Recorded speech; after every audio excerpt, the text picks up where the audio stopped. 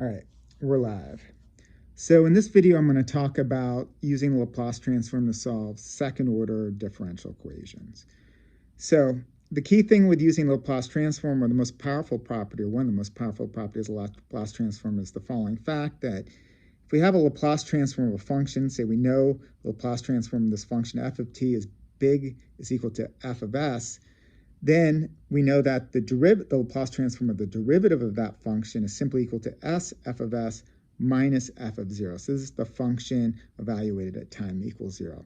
We can extend that same concept to evaluate the Laplace transform of the second derivative of the function, and that's simply s squared f of s minus s f of 0 minus df of 0 dt. So this is s times a function at time equals 0, and this is just the derivative of the function at time equals 0. So to show how we can solve a Laplace transform or second-order differential equation, let's just do some examples. So here we have this second-order differential equation, d squared y dt squared plus 3 dy dt plus 2y is equal to 0. Because it's a second-order differential equation, we need two initial conditions, one for y of 0, the other for y prime of 0. What I mean by y prime of 0 is that, dy dt evaluated time is equal to 0, and we're just setting that equal to 2, and our another initial condition is equal to 1. So the first step is to take the Laplace transform, and we'll do this term by term. So first we'll use the formula for the second derivative, and that's just simply s squared y of s minus sy of 0 minus y prime of 0. Y of 0, of course, is equal to 1. Y prime of 0 is equal to 2. Likewise, we use the function for the second derivative, and so we just have the 3 sy of s minus y of 0, and that'll eventually become 1. And then we have our last term, which is our 2y of s equal to 0. We plug in the values for this y of 0, y prime of 0, so we'll have minus s here, minus 2 here, and then for that y of 0, we'll have minus 1, and then everything else in the equation stays the same. We can collect terms, and we get s squared y of s, 3s y of s, plus 2y of s minus s minus 5 is equal to 0. So the next step is we're going to solve for y of s. So this is just the equation from the previous sheet. We collect terms, rearrange, and we solve that y of s is just equal to s plus 5 all over s squared plus 3s plus 2. And it's convenient just to factor this equation, particularly factor this quadratic in s in the denominator. So we have s plus 5 all over s plus 1, s plus 2. So the next step is to invert the transform, and we're going to use partial fraction expansions to help invert this transform.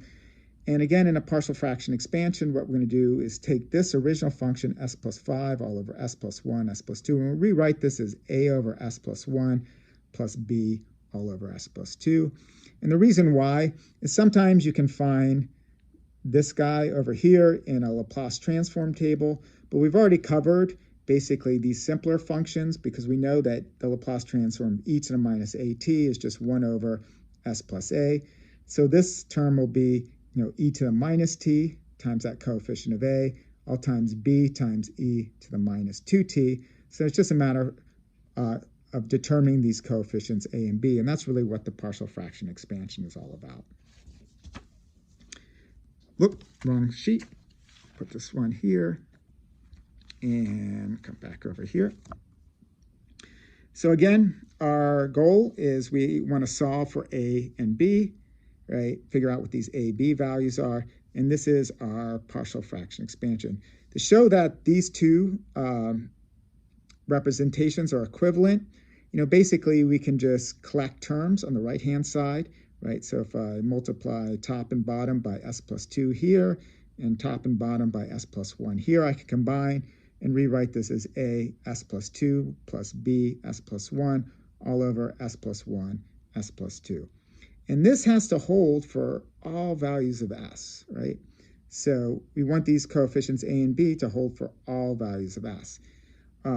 Now, if we look at this equation, the denominator is pretty trivial because, we have s plus 1, s plus 2, we have s plus 1, s plus 2, but in the numerator, we have something different. So we're going to focus on the numerator, right? And so we have s plus 5 is equal to a s plus 2 times b s plus 1, and we're going to solve for a and b. Now I'm going to show you two methods for doing this.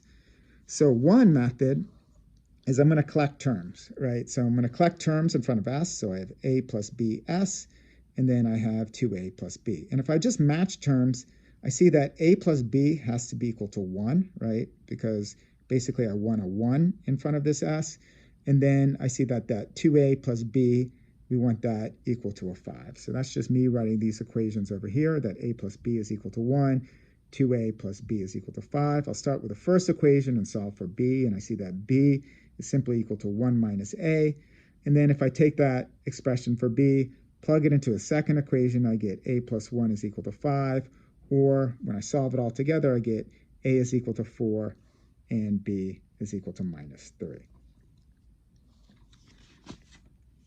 Now, there's another way of doing this with this equation. This is kind of called the cover-up method.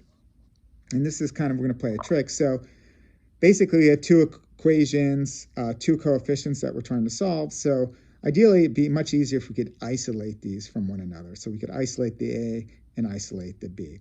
And the easiest way to do that is choose a value of s so that this term over here becomes 0. And we can see that if we set s is equal to minus 1, this part becomes 0. So if we set s is equal to minus 1, the left-hand equation, we have minus 1 plus 5 is equal to 4.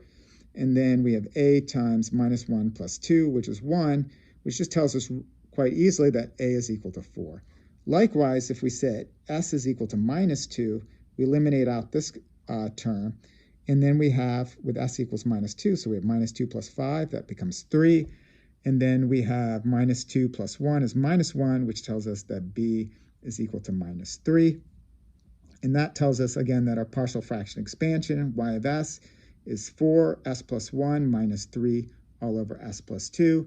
Again, we know that the Laplace transform of 1 of e to the minus at is 1 over a, right? So using that information, we can figure out the inversion, that this becomes, the first term becomes 4 e to the minus t, and the second term becomes minus 3 e to the minus 2t. And so that would be one way, so that would be the way of solving a second order differential equation using the Laplace transform. Let's do two more examples. So now we're going to consider that same transform, or same second order differential equation, except rather than a 0 on the right-hand side, we're going to put a 1. And just to make our life a little easier, we're going to set the initial conditions equal to 0. So we take the Laplace transform. The second derivative just becomes s squared y of s. The first derivative becomes sy of s, and then we multiply it by 3. And then y just becomes y of s, and we multiply it by 2. And we set that equal to 1 over s, because the Laplace transform of 1 is just simply 1 over s. We solve for y of s, so we collect terms. We have s squared plus 3s plus 2y of s is equal to 1 over s. And we can write this as y squared is 1 over s squared plus 3s plus 2 times 1 over s. Or to help facilitate inverting this Laplace transform, we're going to factor out the quadratic as before, and we have 1 over s plus 1, s plus 2, all over 1 over s. The third step is we're going to invert the transform. And to facilitate this inversion, of course, you might be able to find this in a Laplace transform table. But the easier way to do it is just simply to write this out as a partial fraction expansion, where we have a over s plus 1, b over s plus 2, and c over s. We already know that the Laplace transform of 1 is 1 over s, so we'll just have so we have this term here, and the Laplace transform of e to minus t is 1 over s plus a, so that'll help us with these two terms once we get the a, b, and c coefficients. Again, we can collect all the terms, right? So we can take this original 1 over s plus 1, s plus 2, s. And if I, multiply this across, I can rewrite this in that original form, right? The key thing is the denominators are the same, and it's the numerators that are different. So we're going to worry about just the numerator part to figure out the a, b, and c. So we have the equation 1 is equal to a plus 2, a times s plus 2s, b s plus 1s, and c s plus 1, s plus 2. We're going to use the cover-up method as before, just because it'll make it a lot easier. So the first thing we want to do is isolate the a. So we're going to choose a value of s that eliminates the b and the c terms, and we can see that if we set s is equal to -1, because we got this s plus 1 here, both these terms drop out. You plug in s plus 1, s equals to -1, and basically you find that a is equal to -1. Likewise, we can isolate the b term by setting s is equal to -2. That'll eliminate out this term and eliminate out this term. And likewise, and then when we plug in the numbers, we get b is equal to 1/2. And we can isolate the c term by setting s is equal to 0, which will eliminate out this term and eliminate out that term. When we plug in the numbers, right, s is equal to 0, so we got 1, 2. And so we have 1 is equal to c times 1, 2. We have c is equal to 1/2. So when we plug in those values, we get that y of s is equal to -1 over s plus 1 plus 1/2 all over s plus 2. That's our b. And then 1/2 over s, and that's our c term. When we invert these, right, 1 over s plus 1 is e to the minus t, and then we put a -1 here. 1 over s plus 2 is e to the minus 2t, and then we have a 1/2 coefficient for that. And 1 over s is 1, and 1/2 times 1 is 1. And then typically I'm just going to throw the positive terms in front. So I have 1/2 plus 1/2 e to the minus 2t minus e to the minus 2t. And, either one of these is a valid analytic solution. So let's do one last example. And here's going to be one that's a little bit more complicated, partial fraction expansion, where the cover-up method won't necessarily work. So now we're going to have d squared y dt squared plus 2 dy dt plus y is equal to 1. And again, the initial conditions for convenience I'm going to set equal to 0. So step 1 is just to take the Laplace transform. So the second derivative just becomes s squared y of s. The first derivative becomes sy of s, and then I have the coefficient of 2. Y becomes y of s, and 1 becomes 1 over s. I can solve for y of s, and I get y of s is 1 over s squared plus 2s plus 1 times 1 over s. And as before, I'm going to factor that, and this actually nicely factors to 1 over s plus 1 squared times 1 over s. Third step is to invert the transform, right? So I have 1 over s plus 1 squared times 1 over s, and I'm going to expand this out as a over s plus 1 plus b over s plus 1 squared plus c all over s. So whenever you have this, like something like s plus a squared, when you do that, you have to do a over s plus 1 plus b over s plus 1 squared. If we had a cube here, we'd have an s plus 1, an s plus 1 squared, and an s plus 1 cubed. But we're only going to consider in this course second-order differential equations. Now, the nice thing is 1 over s, so we know the Laplace transform of 1 is equal to 1 over s. S plus 1, we know that 1 over the Laplace transform of e to the minus at is 1 over s plus a. And I'll give you another Laplace transform, that the Laplace transform of t e to the minus at is 1 over s plus 1 squared. So again, with a partial fraction expansion, we can, take that 1 over s plus 1 squared s, and then we can just cross multiply everything, collect terms, and you'll see that you get this kind of ugly expression that a over s plus 1 squared s, that's kind of multiplied by the s plus 1 squared s. The b, we multiply by the s plus 1 s, and then the c, we multiply by the s plus 1 squared. So we got s plus 1 squared, and then we multiply the bottoms across. We have s plus 1 squared s. But you notice that we have a common factor of s plus 1 in the numerator and also in the denominator, so we can simplify this out. And we have, and here's another error, I forgot that squared there, that we have 1 over s plus 1 squared s, and that's just equal to a over s plus 1 s plus b s plus c s plus 1 squared all over s plus 1 squared s. This has to hold for all s. Again, the denominators are the same, so we can just focus on the numerator, and we have the numerator is 1 is equal to a s plus 1 s plus bs plus c s plus 1 squared.